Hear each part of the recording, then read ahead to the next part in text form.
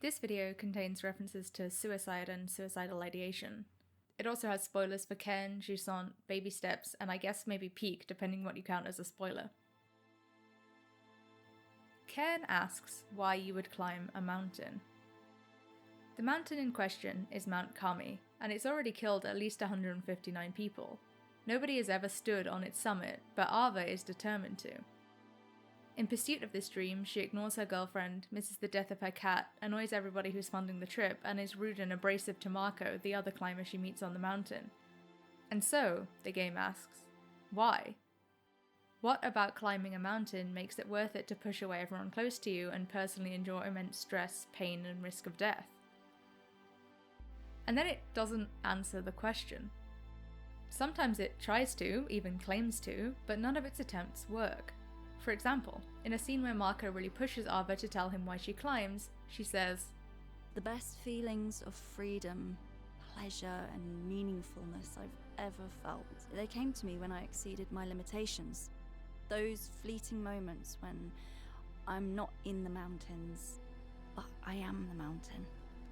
It seems like a fairly reasonable, if trite answer, but it's rejected by the narrative. Marco says, Why do I get the feeling you've rehearsed this answer a million times?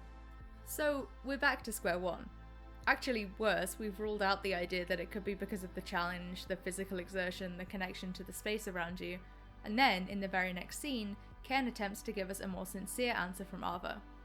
Marco wakes her up so that she can see the aurora, and she says, "See, this is exactly why. I know. When all we have is this moment, and everything else in the world disappears." I know. But the aurora can be seen from sea level. I'm not trying to be pedantic here, it matters because this apparent moment where everything else in the world disappears could have been done with very little effort. In recent years, as we've been at Solar Maximum, there are plenty of times when people have walked out of their houses and been surprised by seeing them, no obsession or hard work required at all. And this is not the only time that Cairn tries to present an actual answer to its question, why climb the mountain, and fails to do so, but it is one of the most egregious. Maybe, though, it's a question it deliberately doesn't want to answer. After all, Ava never figures it out. Once she reaches the game's final act, and a hermit living on the mountain warns her that nobody's ever gone higher and lived, she finds a radio she can use to call out to her long-ignored girlfriend. Sorry, I have to pause and talk about this for a second, because it's not just Cairn's inability to answer its own central question that annoys me, it's kind of everything. Throughout the game you get voicemail messages on your futuristic climbing robot, but you're telling me this world doesn't have satellite phones? Ava actually couldn't call back until she found this radio? Then why was everybody so annoyed with her for not doing it before? You literally cannot have it both ways. You might think I'm being pedantic again, but there are so many examples of this where Cairn's world building just undermines itself. Like, there's a quote-unquote lost culture on Kami, and I can't get into how badly they're handled, but I wrote about it elsewhere if you're interested. And Ava can read their language despite saying to camera she knows nothing about them. And anyway, if you light a signal fire, it turns out there's actually plenty of people of the same culture around on the mountains. And like, come on, nobody's ever climbed Kami, and yet it only has ice at the very top. Bearing in mind it's apparently near a pole, given you can see the aurora, it's not that tall then, is it? And yes, plenty of not very tall mountains haven't been climbed because they're technically difficult with overhangs and lack of grips and whatever else, but that's just not true of Kami. Every wall is a neat flat ascent that even an inexperienced climber like Marco is capable of. So why is Kami an obsession that's killed more than 150 people? And where are those people now? Is it a popular mountain or is it not? And anyway, why does it turn out to be so damn easy for Ava after all? But we'll get back to that later, because I still haven't told you about her calling her girlfriend. The radio is in a room filled with the backpacks of other climbers who have died trying to go higher than where she currently is. And once again, she tries to express what the point of all this is. Once again, Cairn reminds us it's trying to answer one question. Why climb the mountain? Did you know that there's a radio telephone in here?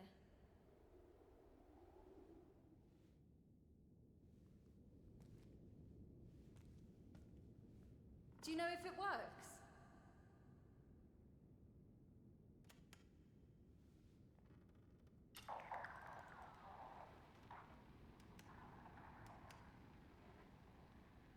Naomi? Naomi, it's me. I just had to I've been thinking about what you said,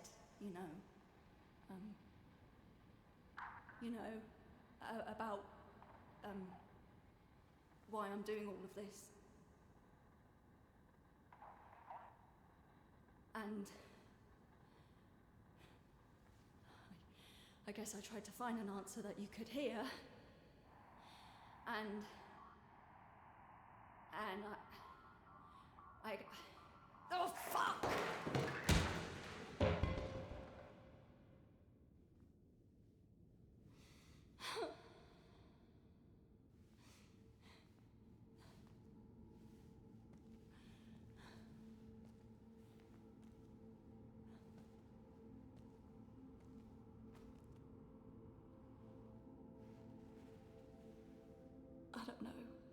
I don't know why.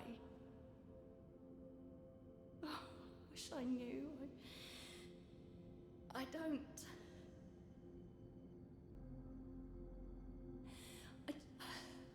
I just don't. And then you're given the choice of whether to keep going. If you listen to the people telling you it's impossible and go down, you hit credits. Given what happens in the other ending, which I'll discuss in a moment, this is absolutely the right answer, and yet you get an unsatisfying cutscene of Ava at home sitting on her bed while a still voice-only girlfriend calls her multiple times to come out, saying everyone's here for some unclear celebration. Ava clearly isn't happy with her life. She still wants to be on Kami. But, as I said, it's if you choose to summit that things really fall apart. Firstly, as I alluded to, the final ascent isn't really all that difficult. Since every area has to be physically climbable, the final path to the summit feels functionally the same as the tutorial climbing gym, full of perfectly placed handholds and cracks quite literally made for you to use. It doesn't at all feel like it's an uncaring monument of nature that Ava somehow against the odds manages to get past. In fact, I found the last descent easier than much of the rest of the game. Up past the ice line, Ava can sink in her crampons and ice axe, meaning she doesn't necessarily need as good of a hold as she does on the plain stone below. And because there's nowhere to scavenge food and water, the survival aspects are essentially taken out. If you dehydrate, as I did several times because I forgot to fill up before leaving, you just take a nice nap in your tent and are good to go again. And honestly, a lot of that top part is just walking. As well as making Ava feel like that RIP to your grandma but I'm different tweet, it makes the ascent itself feel meaningless. Why climb a mountain? Well, why not? It's hardly a big deal. At the opening of the game, Ava says, All I ever wanted was to touch eternity for an instant, to reach one of those rare moments of bliss, where everything seems in its place and you feel you're part of a whole. If that sounds suspiciously like the answer she gave Marco that the game dismissed as insincere earlier, you're gonna have to ignore that because it comes back in a big way on the summit. Ava makes it to the top and then, obsession completed, she falls to her knees and screams. And you're given a prompt. Be part of a whole. Ava keeps climbing, out into the stars. It's not exactly a subtle metaphor for dying. Cairn asks why you would climb a mountain, and the only answer it can come up with is essentially as a form of self-annihilation. And as you may have figured out by now, I pretty much hated it. But its central question, why climb the mountain, is an interesting one. And luckily, there are a lot of other games that can give us a much better answer. Jusant is a French word meaning a receding tide. In the game, this is something of an understatement. You begin in what looks like a flat desert, but rusted boats and tangled fishing nets indicate this is actually the vast ghost of an abandoned maritime culture. Jusant is a piece of climate fiction, and its mountain is deployed in aid of that metaphor. The protagonist must climb to the top to restore the ocean, to bring back the rain, and while it won't be easy, it's a worthwhile struggle. The game has these moments where the protagonist finds a shell and holds it to his ear. And yes, he hears the sea. He hears the sea and all the life it once supported here. He hears his reason to climb.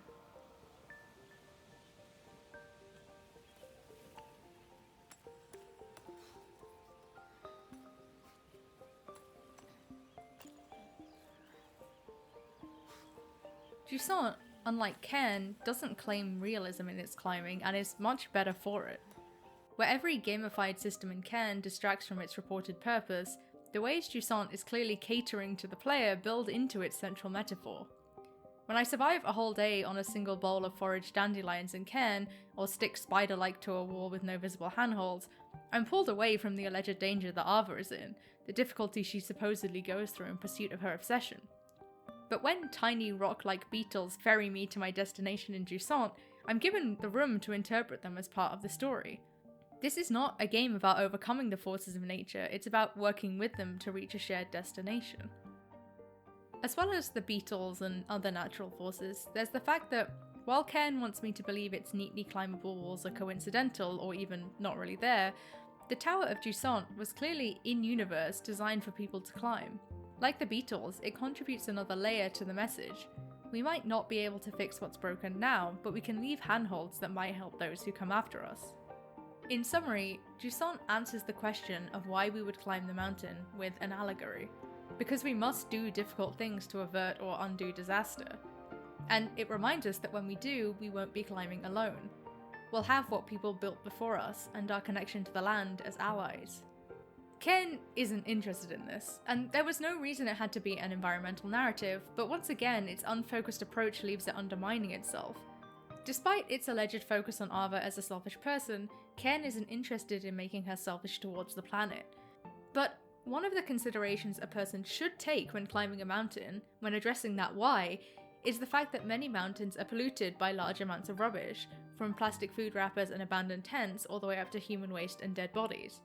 Ava, though, neatly recycles any garbage she produces into chalk for climbing. I guess she's really not that selfish after all. In fact, Cairn doesn't really touch at all on the broader impact of mountaineering. This is partially because it conflates pure climbing with the idea of summiting, but when it comes to the latter, most key mountains have a huge problem with overcrowding. And one of the reasons for that is that people want to climb them for a very specific reason. It can be both very lucrative and very attention-grabbing. And so, for me, Ava's shunning of her agent and her sponsors alongside her friends doesn't land. Take, for instance, Jost Kobusch, a mountaineer training to attempt Everest in the winter alone, one of the most extreme climbs there is. At least 3 of his 12 videos in the series so far, and notice he's made 12 videos about it in the first place, are about the team of people he has around him and the reason he films it all. One of Ava's reasons to climb ought to be these people, their belief in her, or the monetary obligations at the very least. And frankly, if she doesn't want attention for it, she's an outlier. But we don't see other people on Kami who are influencers and YouTubers. The idea of being seen as a motivation for climbing just never comes up. Obviously, peak slapstick virality isn't the same thing, but it is connected. In the attention economy, what blows up is the most dramatic, the most funny, the most immediately shareable thing with the best hook. Danger, like climbing Everest, is one of those things. A colourful, blobby video game character ricocheting to their death after stepping on dynamite is another. Not everybody plays Peak for attention, but a lot of streamers and YouTubers did, and so the game blew up. Its sticking power, though, is in how much it centers friendship and cooperation. There are basically only 2 mechanics in Peak. You can climb, and you can hold your hand out to lift someone else up. It is, in many ways, the antithesis of Cairn's focus on individualism and pushing people away. And while it might be comedic, and it's certainly not going for realism, it just is more believable than Cairn. Why would I climb the mountain? Because it's fun and my friends are there. Actually, a lot of the time just because my friends are there. I find Peak a genuinely incredibly frustrating game. The procedural generation does not work for me as a method of creating levels, because it means there are constant dead ends and backtracking.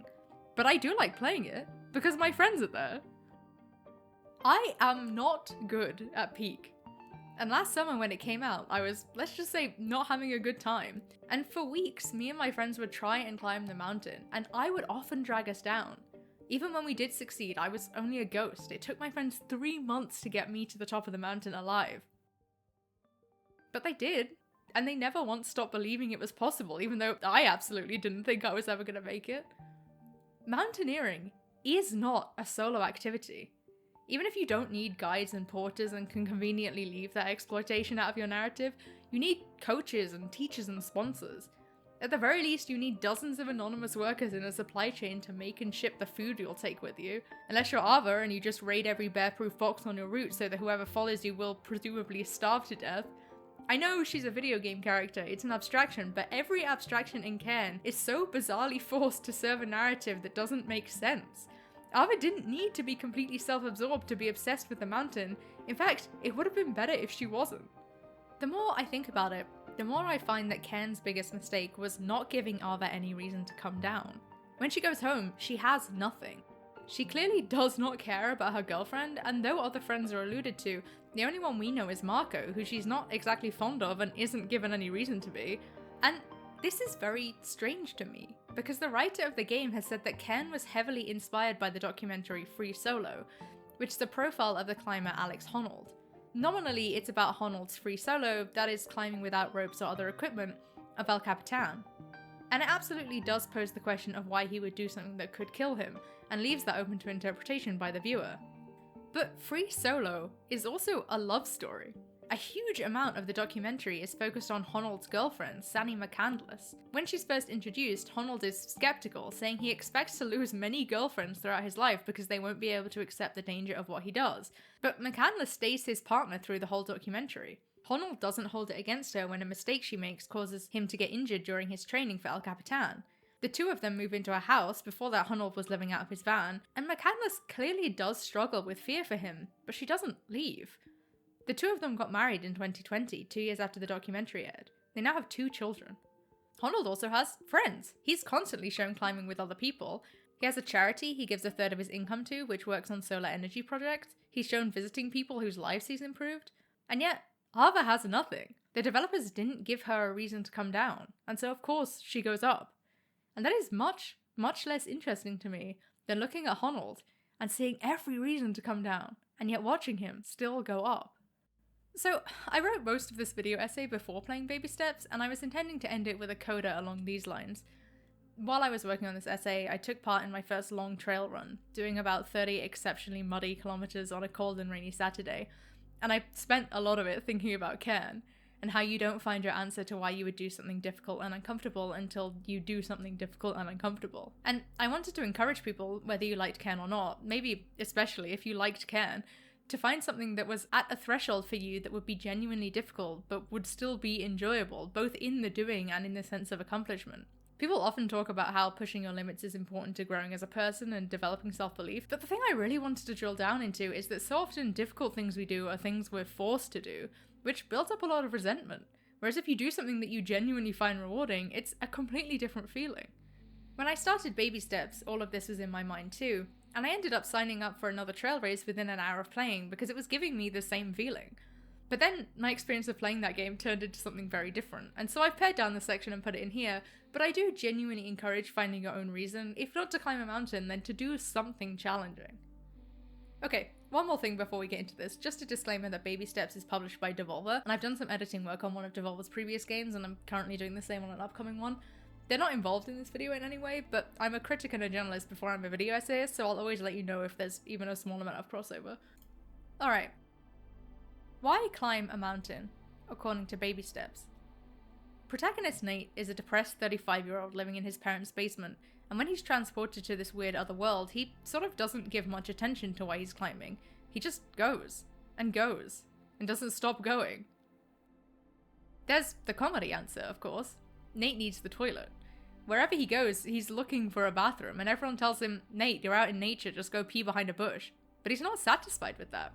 It's a joke, yes, he holds it for like upwards of a week, but it's also a principle. In a real way, the desire for something better than the bare minimum drives Nate. Which is important, right? Nate is at rock bottom. He's so dissatisfied with his life that when he's given a wish, he pauses, and he thinks about his home and the scope of his entire existence, and he wishes he was dead. But he doesn't die. He keeps climbing. Nate is pretty good at climbing. Although the controls take a while to get used to and the terrain is often nightmarish, Nate himself has good balance and a dogged endurance. And yet, unlike Ava, he's not special.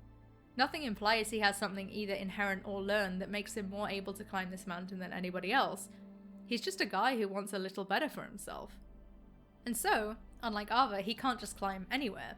Baby Steps was obviously always going to fall between Cairn's unerringly climbing gym-like dangerous rock faces and Peak's frustrating procedural generation. What I wasn't expecting was for it to make me, a person who's had a column on the use of space in games for coming up on 4 years, feel like I was falling in love for the first time with the concept of level design.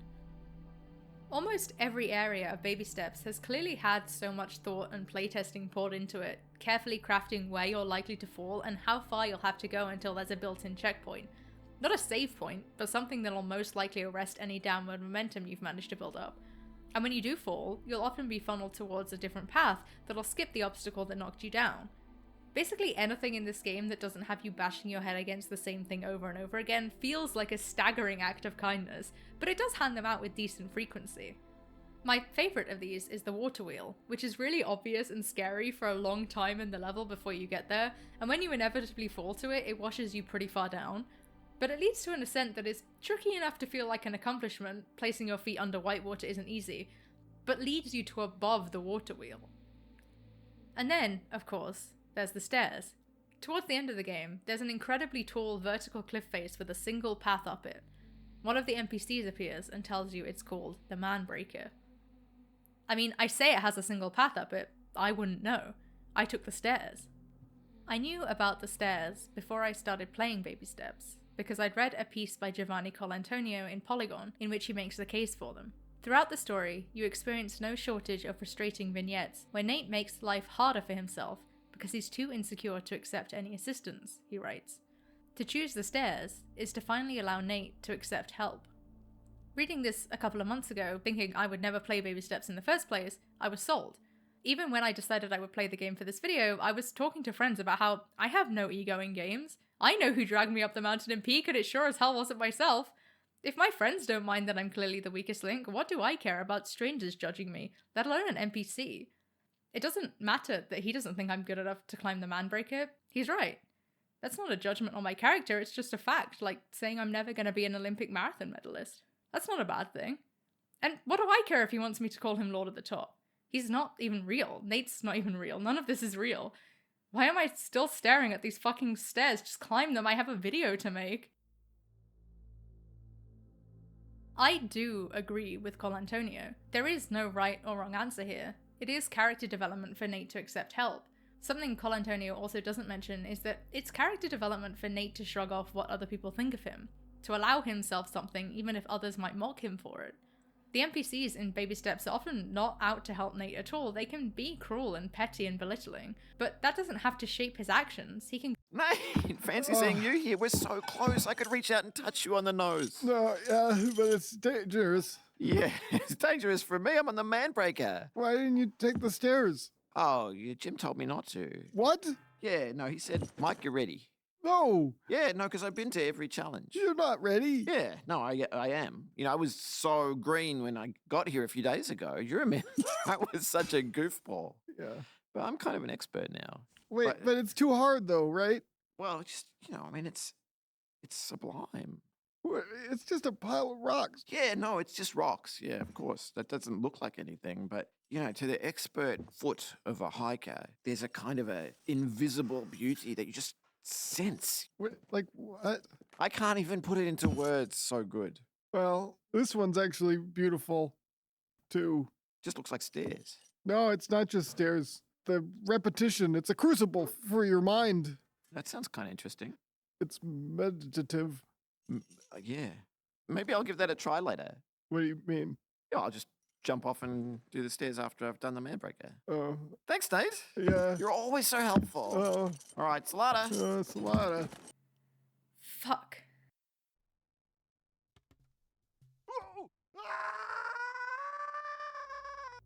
And then I fell off this section of the Manbreaker, which is within the first minute of like a 15-minute climb, 33 times. And so I stopped. I sat down with myself, and I asked, why climb the mountain? Is pride or spite a good enough reason? Is obsession? Sometimes, yeah. Sometimes that is what drives you. And in that moment, I had to admit, Baby Steps somehow made me retroactively appreciate Cairn more, because it made me understand Ava, something Cairn itself failed to do. But in this moment, I also thought about another game, This one is very much not about climbing mountains. It's about flipping a coin and trying to get 10 heads in a row. That's all there is to unfair flips, and when I interviewed developer Heather Flowers, she told me, and I'm paraphrasing here because this didn't actually make it into the article I wrote, but she said that the most enlightened unfair flips players are the ones who look at the Steam page and say, that looks stupid, and never buy it. There's a way in which they are the ones who understand the game best, the ones who don't get sucked into its magical thinking, its sense of, surely there must be a trick to this. So I took a deep breath, I remembered what's important to me, and I took the stairs. But here's the thing. The stairs aren't the end of baby steps. You've still got to climb. In snow and ice and up a vertical train car. And I genuinely loved the first few hours of this game. I was incredibly surprised, even a bit nervous about how much I liked it, because I was trying to figure out whether I had misunderstood my own taste. But I hadn't, because when this sort of thing gets frustrating for me, I know I'm not chasing a feeling of accomplishment anymore. If I make it to the top of this mountain, I'm not actually going to feel good. I'm just going to be annoyed that I wasted so much time on it past the point where I was actually enjoying it. So I quit. Baby steps made me understand Ava, and so I had to make the decision that I think was the better decision for her. Going down. And suddenly I don't only understand Ava, I understand Cairn. I understand why it doesn't have an answer to its question of why to climb a mountain, because sometimes there isn't one. And I'm sure Baby Steps makes its own argument at the end of the game, and maybe, like Jusant or Peak, I'd agree with it if I heard it. But I have to be honest to my answer. Why climb a mountain? Sometimes you shouldn't.